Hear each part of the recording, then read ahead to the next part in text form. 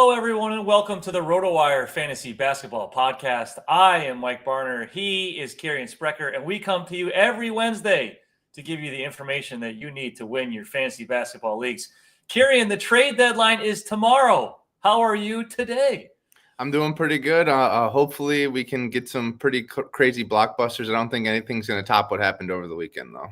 Yeah, so we do have a lot of deals to talk about. Before we get into it here, we're going to answer questions in the latter half of the show today. I do have some questions that we received off Twitter, and if you have a question, throw it into the chat, and Karen and I will see how many we can get to before we have to get off the air. So first, we have a trade this morning to talk about. I was hoping we'd get one either just before the show or during the show, and we've gotten at least one. The Milwaukee Bucks and the Washington Wizards complete a trade.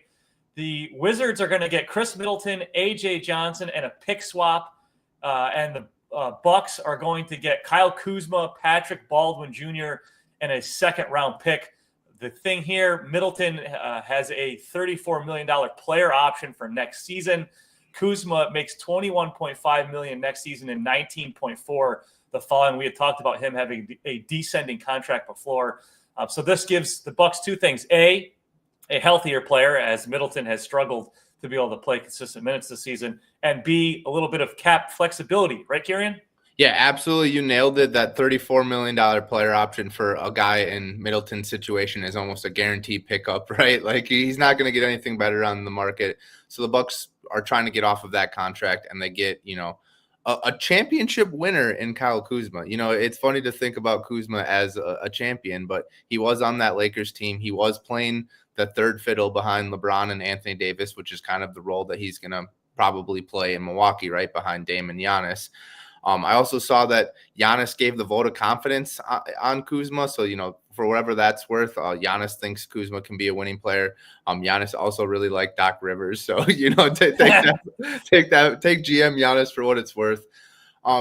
Middleton, like you said, he hasn't been healthy. Also, even when he's been healthy, he hasn't really been able to play a full allotment of minutes, which has forced, Taurean Prince, Gary Trent, AJ Green. Obviously, some of those players have had some production this season.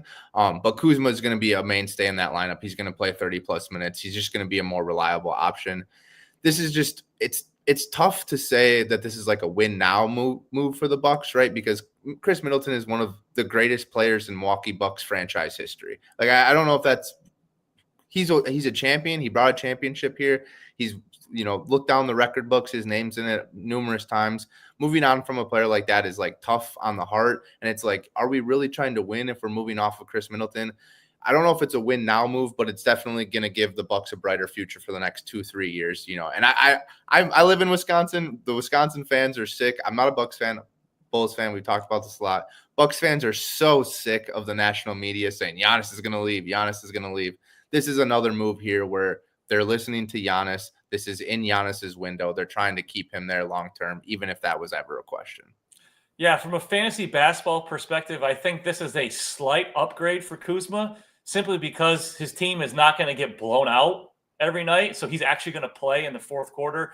His usage rate will take a hit, obviously, because he's now playing alongside Lillard and Giannis. But I think overall he'll get a slight boost simply because, there were some nights he was playing 23, 24, 25 minutes because he was sitting out the entire fourth quarter.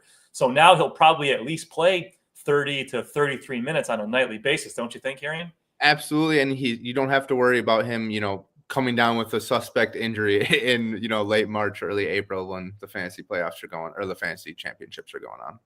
Exactly. And from Middleton's perspective, he was basically a borderline rosterable guy now because he wasn't playing enough and he was hurt a lot.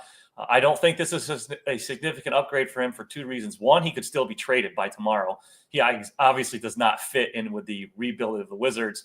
And two, if he doesn't get traded with his injury history and Washington not looking to win games, he's just going to sit. He's not even going to play down the stretch, don't you think? Yeah, you say the rebuilding Wizards, Malcolm Brogdon, Chris Middleton, Jonas Valanciunas. Like, what are we doing here? It's such a weird team.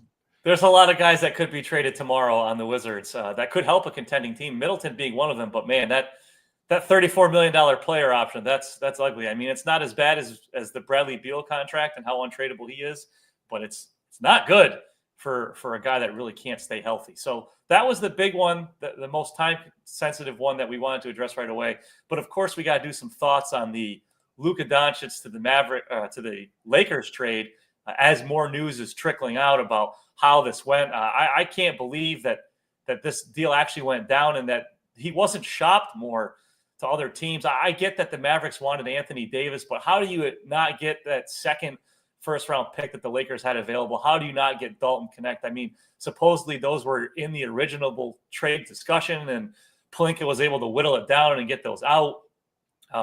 The thing here from a fantasy perspective, Kirien, I think we got to talk about is what this does to Daniel Gafford. Anthony Davis has been talking to everyone who will listen. I want to play with a center.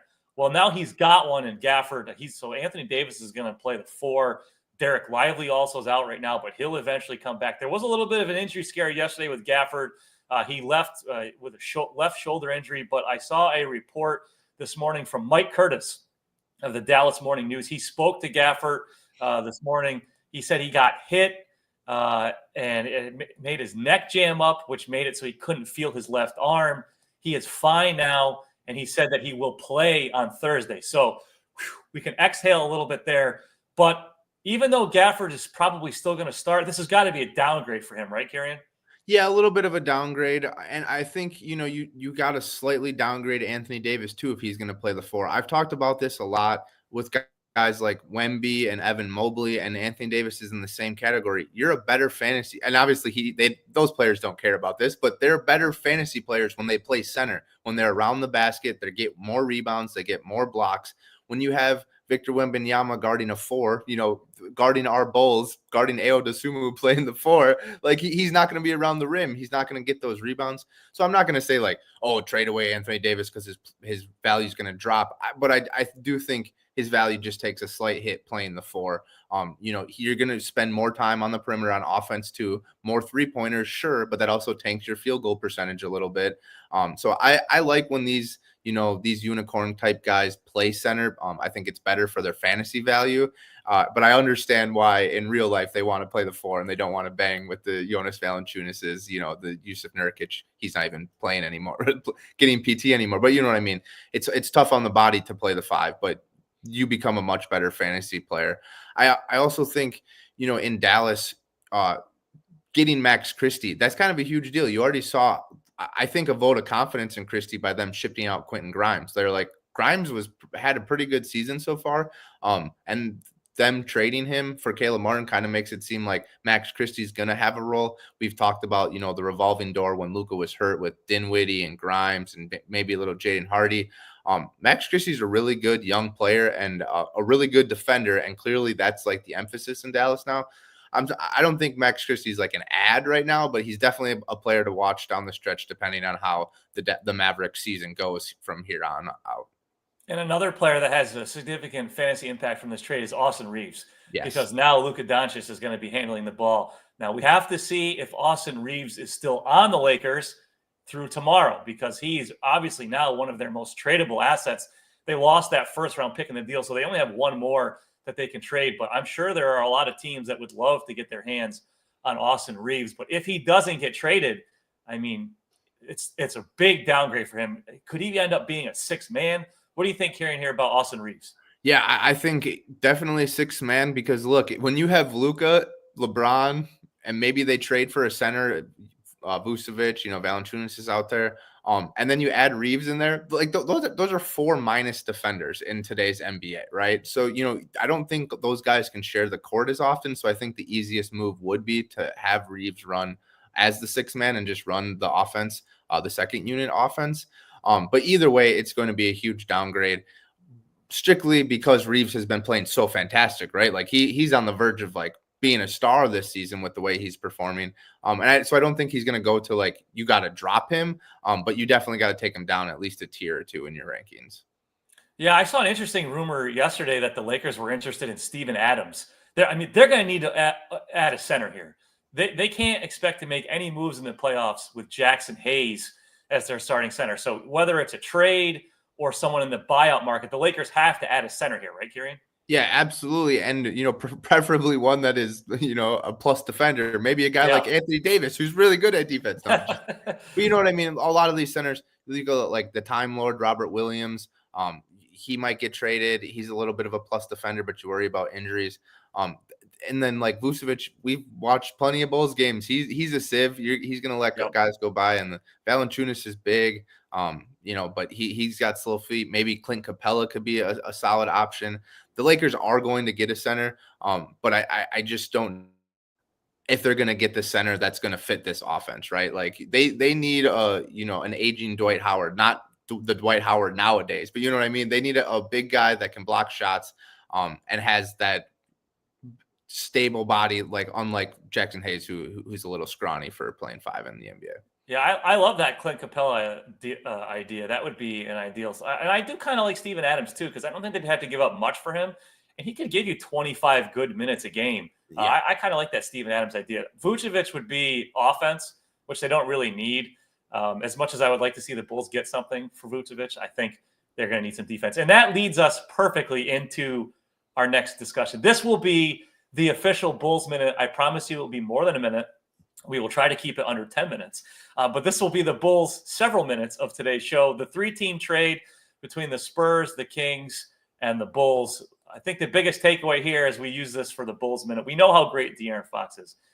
The Bulls finally got rid of Zach LaVine. And surprise, they played really well last night without him. And I think some takeaways from that game that we can take away for fantasy basketball for the rest of the season moving forward.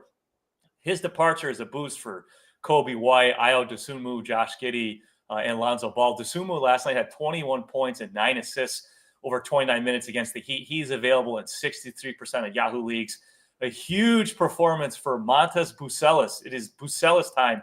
He's available in 83% of Yahoo leagues. Last night, he played 31 minutes. He went 10 for 10 from the field, 24 points, 2 blocks, 4 3-pointers. He has scored at least 12 points in 4 straight games. As exciting as these are, Kirien, we might see some more trades from the Bulls between today and tomorrow, right? Yeah, I would hope so. I was on the radio show, that Sirius XM radio show last night, and I said that this was, I don't know if it's a win for the Bulls, but it's definitely not a loss for the Bulls. And people are saying, oh, like you're trading LaVine, you're going to fall to the play-in tournament. This needed to happen for this rebuild to actually come to fruition. The last 2, 3, 4 years, they've been in the retool world, right? Like, oh, we're just going to add here. We're going to see what we can do. They needed to blow this thing up. LaVine, I think, is the first domino. We'll see where this goes. Bucelis has been playing fantastic. Even in his limited minutes, he showed signs of being an elite defender, and now he's starting to get some consistent minutes, and you're starting to see the offensive potential. So I don't really care where the Bulls' record goes, but I want to see Dosunmu. I want to see Bucelis. I want to see Kobe White. I want to see these guys get some developmental minutes, and then we can start the retool, rebuild in the offseason, get some draft picks back. Like, that's a huge thing. If you're going to rebuild, you got to get some draft picks, and to do that, you got to get rid of some of these veterans. What is Patrick? What's going to happen with Patrick Williams? Like, he's clearly like not out of the starting lineup, probably out of the rotation soon. Can you get anything for him? That extension is looking just horrendous, more horrendous by the minute. So I think, like we said, we mentioned those 3 guys in Chicago. Those are the 3 clear big winners of this trade. And then we'll see what other pieces fall off in the next 48 hours. Patrick Williams has actually been playing better since he's come off the bench. And they said during the Bulls broadcast that he's more comfortable coming off the bench. He doesn't have a contract for a guy that you want playing 25 minutes off the bench. But, I mean, I guess if the Bulls can salvage anything out of him, at least they'll take it. There were some reports. There was a report yesterday that the Bulls are preparing to still have Nikola Vucevic through the trade deadline. I hope that's not true, because they can't keep him. Now that they have Zach Collins, you could see a lot of Jalen Smith, Zach Collins down the stretch. There's also the potential, if you noticed last night, Trey Jones, Kevin Huerter, and Zach Collins, none of them dressed for the Bulls. And that is by design, because they are actively shopping at least 1 or 2 of them. I don't think Trey Jones is a fit for this team long-term. They would probably love to get, a second round or a couple second-round picks for him, because they're already loaded with guards. I would be shocked if they trade Kobe White. I know there's been some reports about it, but geez, that'd be shocking, wouldn't it, Kirien? Yeah, I'm not reading too much into those rumors. I take that as the Bulls are open to trades, and some teams want Kobe White ahead of all of the guys that the Bulls are wanting to trade. So they're like, if you really want to make a trade, we'll take White. And the Bulls are going to say no. And the talk of possibly holding on to Lonzo Ball because they like him and might be interested in signing him to a contract extension, that would be malpractice. Don't sign him. Everything has gone right this year for him. This is even if you get 2 second-round picks, you have guards. They have Kobe White. They have Ayo Dosunmu. They have Josh Giddey, who they might sign to an extension. They have plenty of guys here at the guard spot. They need to be looking for wings. So that's something with Bulls. So now we can talk about, now that we've done the Bulls first few minutes here, talk about some fantasy implications from the other 3 teams in that trade. I think the biggest hit here is Chris Paul. He is probably a drop unless he gets traded, right, Kirien? Yeah, absolutely. And being a veteran, he's going to move to the bench, and then he's probably going to get some time off because he doesn't have to be out there every game. I think Chris Paul is the easy big hit here. And then on like the Kings side, like I think Malik Monk gets like a little bit of a boost. But I think everyone else in Sacramento, Sabonis stays the same. Sabonis is never going to change. Nothing can alter his fantasy value. We could be on his team and he could still put up solid fantasy production. But I don't think Malik Monk, DeMar DeRozan, I don't think they're going to defer to Zach LaVine like they deferred to De'Aaron Fox. That's no disrespect to LaVine. Obviously, LaVine and DeRozan have had, they played together on the Bulls for a couple of years, so they have like a repertoire there. So I don't think anything too major changes in Sacramento. I think maybe Malik Monk just gets a boost because of the way he's been playing this season. And he has more familiarity with this team than LaVine does. And then in San Antonio, obviously you said Chris Paul, but I think like Devin Vassell, Stephon Castle, Jeremy Sohan, like all of these guys take a slight hit just because the last 2 year and plus, they've had the ball in their hands a lot when Wemby doesn't have it. And now it's going to be Wemby, De'Aaron Fox, and everybody else. So I still think Castle is going to have value because he's a really good defender. Sohan's a good defender. Vassell, he's a good wing, can make 3. So I think they'll have value, but I think you got to drop them down a tier just because Fox is going to dominate the ball. Yeah, and going back to the Kings for a second, you made a great point. I don't think the players on the Kings are going to defer to Zach LaVine like they did De'Aaron Fox. De'Aaron Fox was the face of the Kings franchise. They're not going to do that with LaVine. I think this is a slight boost for DeMar DeRozan because he's going to have the ball in his hands a little bit more because Malik Monk is now essentially the point guard. Not sure. He's kind of like a mix between a point guard and a shooting guard. They can overcome that because they have so many good passers, because they have Sabonis, because they have DeRozan. So they don't need a traditional point guard out there. So I think DeRozan will have the ball in his hands a little bit more. So maybe a slight boost in scoring and assists. We've seen this. This is the Chicago Bulls West with Sabonis being the upgrade over Vucevic, right? And then Kobe White's kind of like Malik Monk. Exactly. We've seen this. All right, now, so let's move on from the trades. Kirien has his eyes on the news. So if something comes out, Kirien will interrupt me and we will talk about that. But now we're going to move on to some other things that have come up. Kevin Durant is doubtful for tonight's game against the Thunder. He is listed as doubtful with an ankle injury. However, he is in trade rumors again, which is mind-boggling that Kevin Durant is in trade rumors again. But I guess the 2 teams that are reportedly the most interested in him are the Warriors, which would be obviously familiar surroundings, and the Rockets. What do we think here about Durant? Is he going to get traded? I think this is one of those, implications of a Luka Doncic to Anthony Davis trade to come out of nowhere, where all of a sudden you're malpracticing if you're a GM and you're not reaching out, right? Because when a trade like that happens, everything changes. Everybody's got to gauge their value of their stars. What's going on with their roster? What do other people think? Clearly, no one expected that coming. So you got to figure out what's going on. Figure out the landscape. I don't think Kevin Durant is going to get traded. I think Houston would be dumb to make a move right now. I think they have a super strong young nucleus. You got to see where that goes before you start adding superstars. Look at the Nets when they went out and got KD. They had a young core, and then that just kind of blew up instantly. The Suns had a young core. They made it to the finals. KD comes there, and all of a sudden everything changes.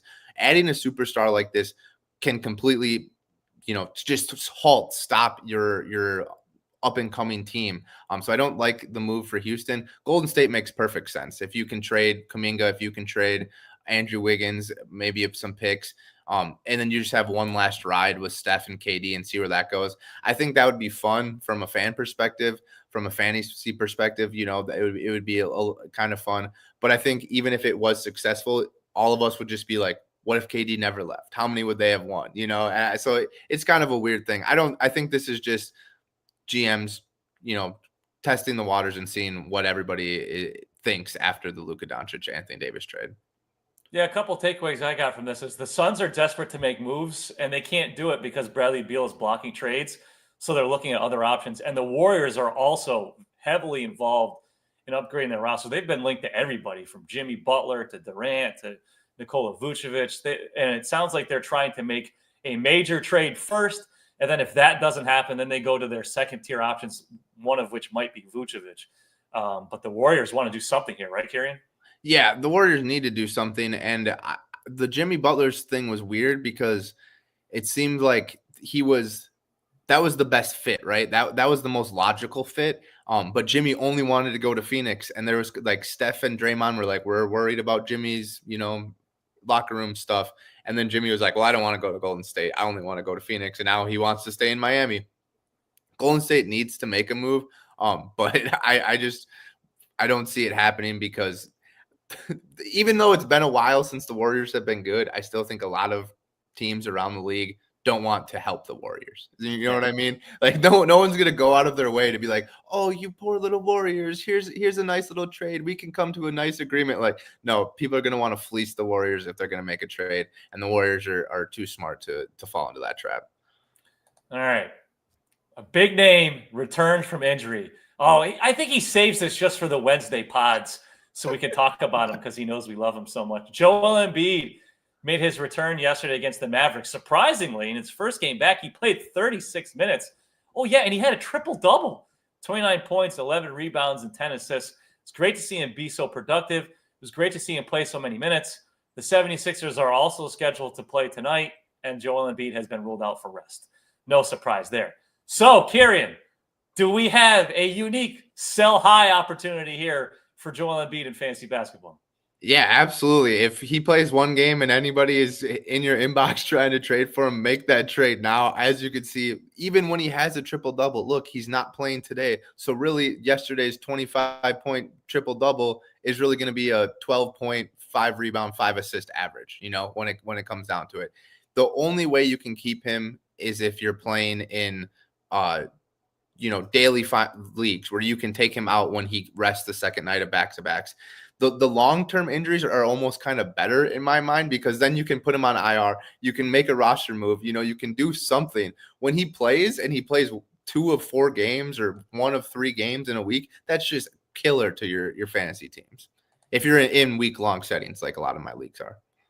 And unfortunately, an injury that we do have to talk about now, OG Anunoby of the Knicks missed his second straight game Tuesday with a mild foot strain. Now, we've talked about Anunoby on here before. I felt like you were playing with fire, playing him so many minutes and not giving him any rest days whatsoever, given his injury history. It was bound to catch up with him, and it did. We'll see how long he's going to be out. One big beneficiary of his absence has been Precious Achiuwa. He started both last 2 games, averaged 12 points, 8.5 rebounds, 2.5 steals, and a block. So the Knicks might be active. One guy that I've been preaching that I think they should have pursued via trade was Torrey Craig of the Bulls. Now he's been waived, so that would be a great addition for the Knicks. But the Knicks got to do something here before tomorrow, right, Kirien? They need some depth, something. Yeah, and that's been the case all season long. Surprisingly, I haven't heard a lot of teams linked to the Knicks in trades. But I like that, like Torrey Craig, like that wing. There's going to be a lot of movement in the next couple of days. Even if there's not trades, there's going to have to be waves and to make room for players. So I think they'll go out and add depth. But this injury for Anunoby is a day-to-day thing, as Tibbs said. So maybe, who knows? Even if he is out until the All-Star break, like I think that's another 10 days or whatever. So I think that he misses a couple games and then he comes back. The Knicks don't need to go out and add like a a core guy that needs to play 30 minutes a game. They're going to add around the edges. They're just going to, bolster that bench a little bit to hopefully mitigate some of these like minor absences when they pop up. All right. The Raptors are also dealing with some injuries. RJ Barrett did not play Tuesday against the Knicks with a concussion, and Jakob Poeltl left early with a right hip pointer. Now, the Raptors also play tonight against the Grizzlies, so both of those guys could be out again. We could see Emmanuel quickly get the day off for rest. They've been limiting his minutes since he's returned from injury. I don't like the Poeltl injury. Hip pointers for a big guy are a little scary, so maybe if he does miss some time, Kelly Olynyk, he had 11 points, 9 rebounds, and 3 assists over 22 minutes yesterday. Would he be someone that you might be interested in picking up for the short term, Kirien? Yeah, if Kelly Olynyk is ever getting 25-plus minutes, he's a good fantasy option when you're in a crunch. Look, the Raptors 16-34 right now, 13th place. They're 6 games out of the play-in tournament. These injuries are gonna it's not good. Jakob Poeltl, he had such a fantastic start to the season. His value is plummeting towards the second half of the season, and we'll see how much this injury happens. The RJ Barrett thing was really weird. I think he hit his head on Sunday. Looked terrible. Like the wire, the beat reporters are saying, he's coming out of the game. Like this might be a bad concussion, blah, blah, blah. And then he didn't even miss a second. There was a timeout and he came back in. He finished the game. Everything was fine. And then yesterday it comes out, he's been diagnosed with a concussion. Those things can happen with concussions. But with, the protocols nowadays in sports, like missing something like that is crazy. Like this dude, like the 6'8" guy jumps as high as he can, comes down as hard as he can on his head. Clearly concussion, plays the rest of the game. I expect him probably to miss a couple of games and be super cautious with this. Normally when it comes on after the fact, a day or two after the fact, the concussions are worse. I'm not a doctor, but that's just like what I've been reading.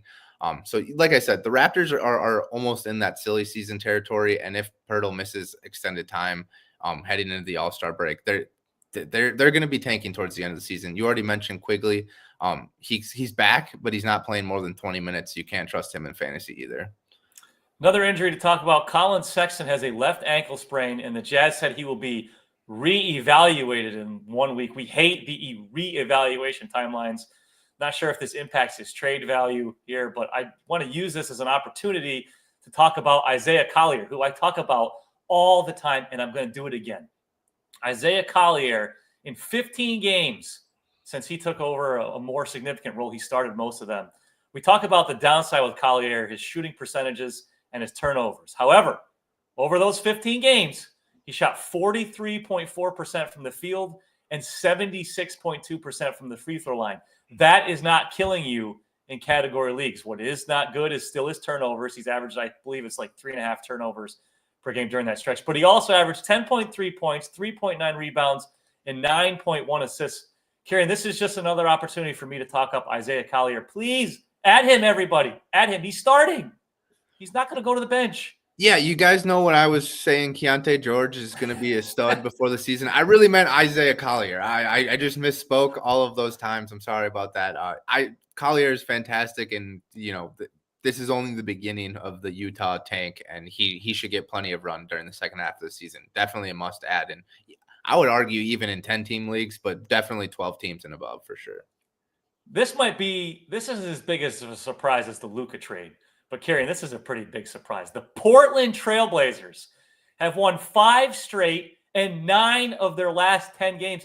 They are only 4 games out of the 10th seed in the Western Conference. Now, they do have to jump some teams to get there. But does this impact the tank in Portland? I think it might a little bit. Look, the only loss during that 10-game stretch, OKC. So, like, wow. It's a pretty stellar thing that's going on in Portland right now. DeAndre Ayton dominating, is looking like a stud.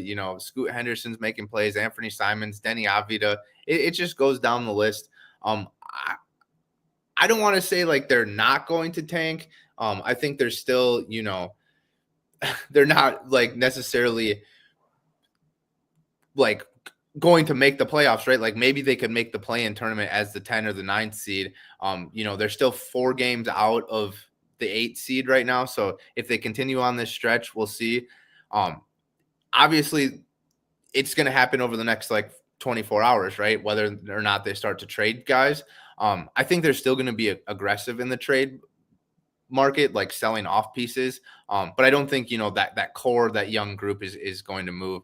I do think they would probably keep Ayton at this point now, though, because of his contract. Getting rid of that contract while you're playing well, it doesn't really seem like that'll happen. So the Donovan Clingan thing might not come to fruition. But I think like Rob Williams definitely is going to be on the market, which would hopefully make Clingan at least somewhat reasonable. But for the first couple months of the season, we were all under the impression that Ayton and Rob Williams would move, making Clingan an option. But I think tanking is still a possibility. But I think they're definitely going to be aggressive trading here in the next 24 hours. I would be shocked if Robert Williams isn't traded simply because Clingan is there. They'd probably love to trade Jeremy Grant, but I don't know if anybody wants him with that contract. Maybe the biggest beneficiary of all of this is, like you said, Ayton, because they're so far ahead of the teams at the bottom now, like the really, really bad teams in the league, that even if they tank, they're probably not going to catch them in the standings to increase their lottery odds. So maybe they play Ayton down the stretch, and maybe he doesn't get as many rest days. I still think Clingan would see his value increase if they trade Williams.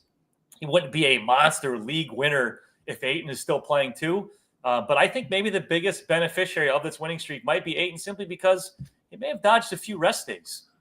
Yeah, I absolutely agree. And we'll see what happens with Jeremy Grant. He was one of those John Collins of the world, right? Where he's been in trade rumors forever, but it doesn't make sense. It makes sense for the Lakers if you read any of those reports.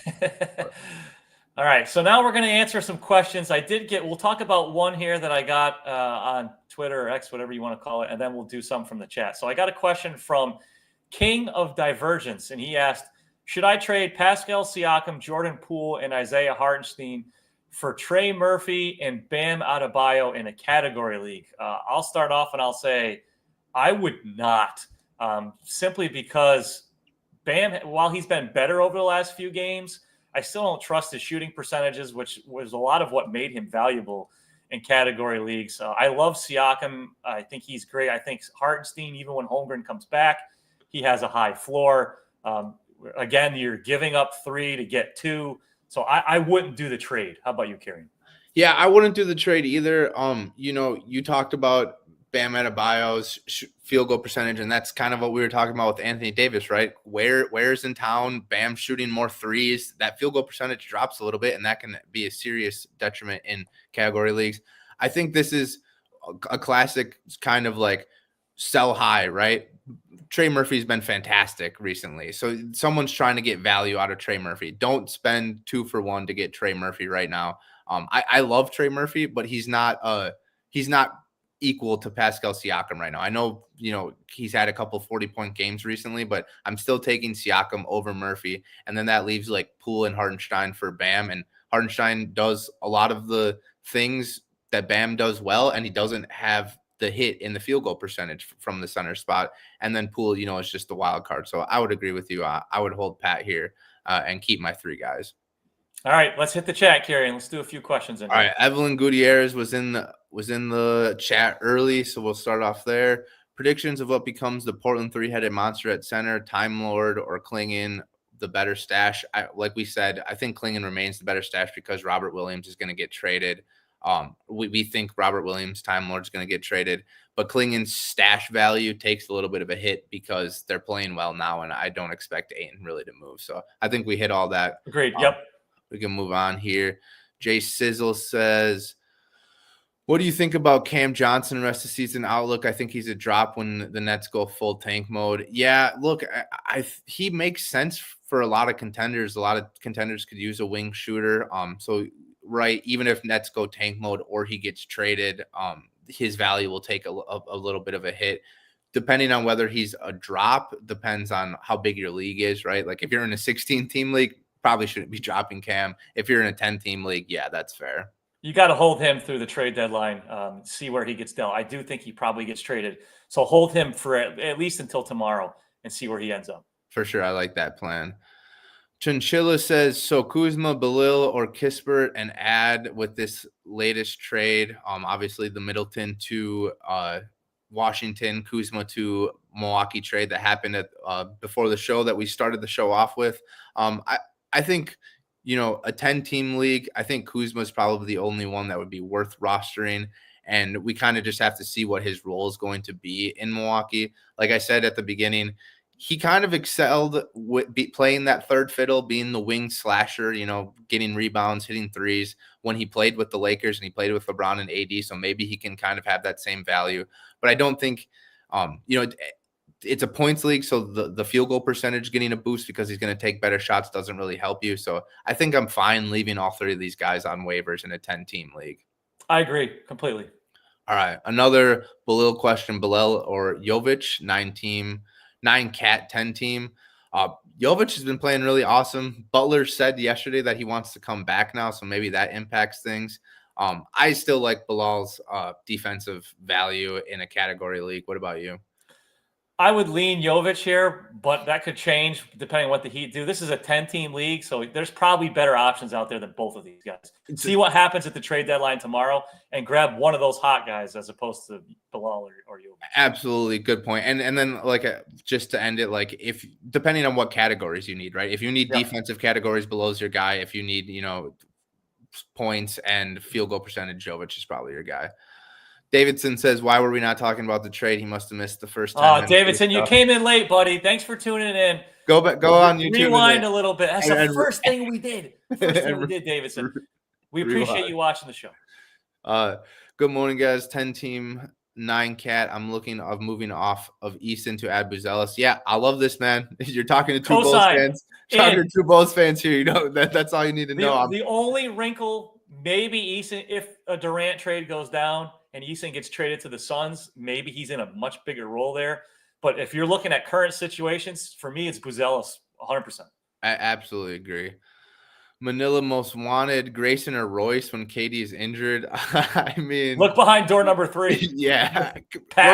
Royce had the big shot to tie the game the other day. Grayson's been so this season.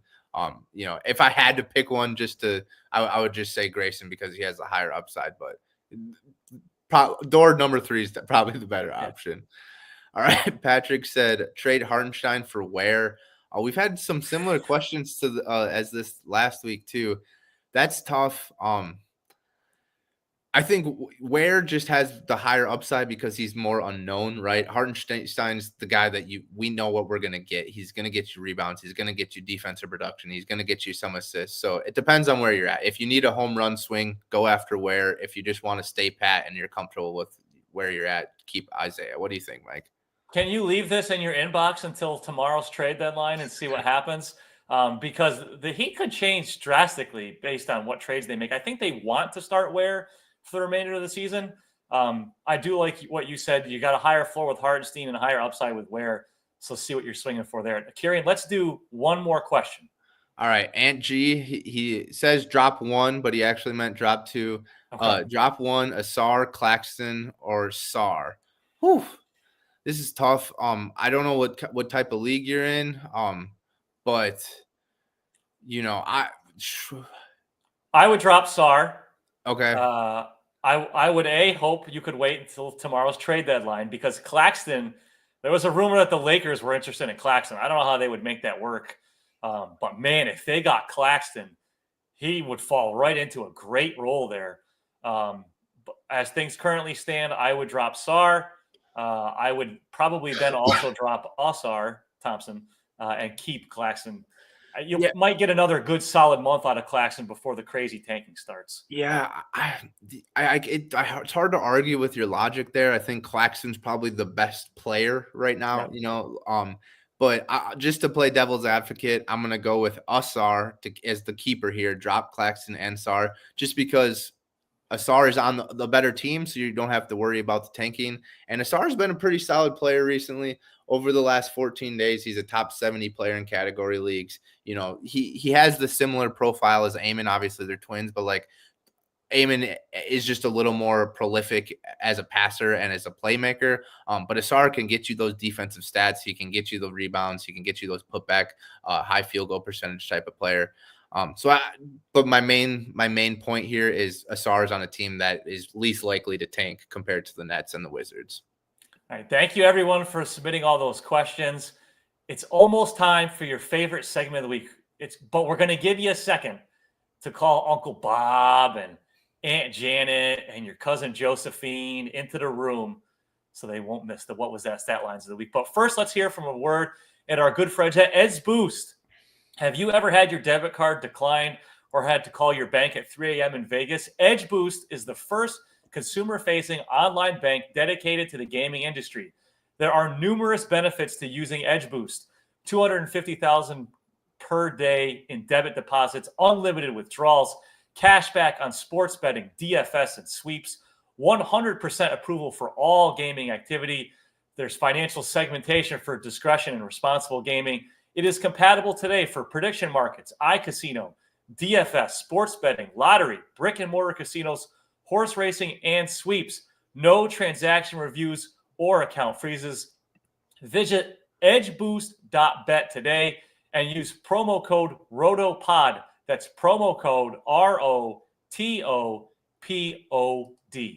And now it's time for the What Was That Stat Lines of the Week. Kirien, you are up first. All right, I'm trying to get out of here with a easy one. Maybe I'm cheating a little bit. I'm going to go with Amen Thompson over the last 9 games. Over the last 9 games, Amen Thompson has 20 steals and 12 blocks. The dude is on just an absolute tear. He has 2 triple doubles during that stretch. He's 3 in his career. This is all coming with Jabari Smith injured.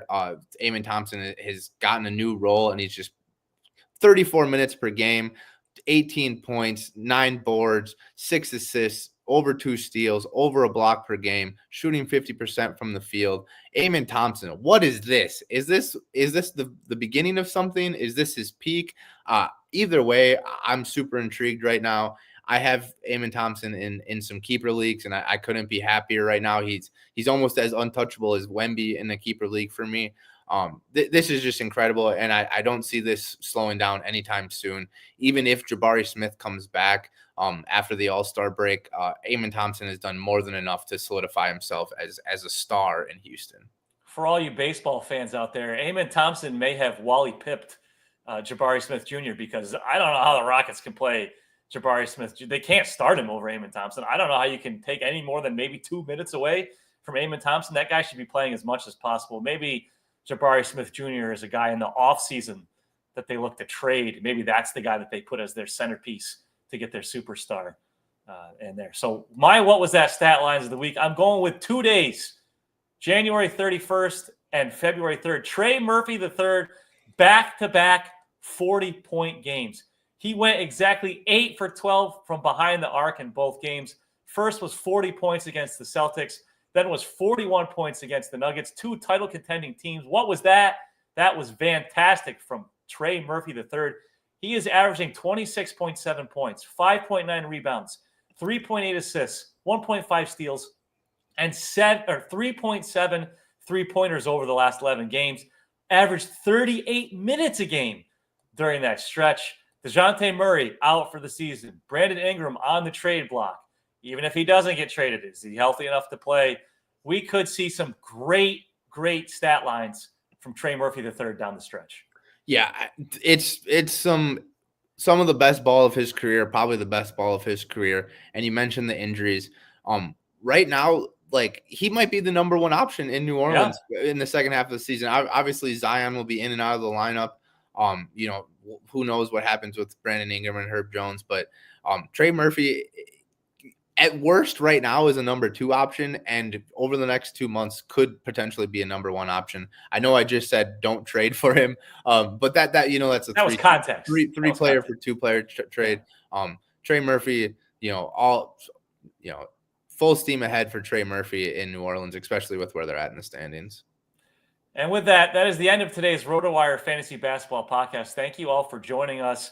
It's going to be busy today and tomorrow with the NBA trade deadline. So make sure you check out RotoWire.com for all the news and analysis that you need with the fallout of all these trades. You can go to RotoWire.com/pod for a free look behind the paywall if you're already not a RotoWire subscriber. So until then, enjoy the trade deadline. Let's hope that your team gets the player that you want. And may your fantasy team stay healthy and you gain some W's. Adios.